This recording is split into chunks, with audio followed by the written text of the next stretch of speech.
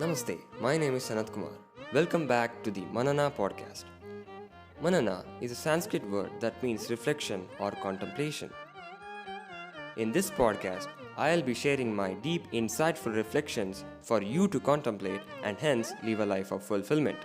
I hope you find great value in today's episode. I think in the episode, The Gifts of Obscurity, we talked about how it's good to be not in the spotlight. But of course, you cannot say it's very good either for not being in the spotlight. So you can consider this a preface of that episode of Obscurity, The Gifts of Obscurity, or you can think this as a continuation of another episode that is People Don't Want Good. Either way, I mentioned them just to help you to think and understand even better this perspective I'm going to talk about in this episode. I wrote this blog on 4th December 2021. Okay, I'll not beat around the bush. Let's consider this hypothetical scenario and I'll ask you the core question that kicks off the conversation. If Lord Sri Rama existed right now, would you recognize him? And since this is a hypothetical scenario, other few conditions I like to add. Here, Rama is not a son of a king. His father is neither a grand craftsman nor a rich dad either. Hence, he is not the prince, no ascending throne, no marrying Sita, no going to a forest, nothing. But all the qualities of his great personality, we've heard, right? We've listened to Ramayana. Those great qualities of his personality remains the same.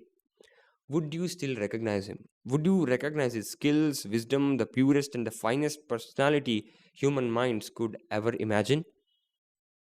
Would you recognize Sri Rama? Would you bow to him? You may apply this same scenario to various other great personalities in place of Sri Rama. It may be Sri Shankaracharya or Swami Vivekananda. Would you recognize Shankara disguised in casual clothing? Would you recognize Swamiji before he went to the US and gave his amazing world famous speech? And the answer is obvious and certainly no. Of course, you'll have to ponder about it for a while, but I'll assume you'll do that after listening to this whole episode. So, with this in mind, I'll give you a few points to take away. Even though no person may ever seem to reach such ideal states of personality, the essence remains in each and every being on this planet. In other words, the intensity may vary, but the essence of those great personality is in you. You are as great a personality as Sri Rama, Sri Shankaracharya, or Swami Vivekananda. But the intensity is different.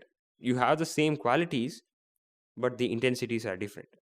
So it's about you recognizing them and working towards that. And the second point is, even though those ideal states of being are very hard to possibly be, do not quit the direction itself.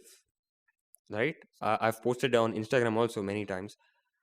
Just because balance seems so hard does not mean that it doesn't exist. Just by imagining about Sri Rama, we think, oh my god, that's impossible to live like. But just because it feels that way, that does not mean you should abandon the path itself. Continue to follow in the footsteps of those great personality, no matter how difficult it is.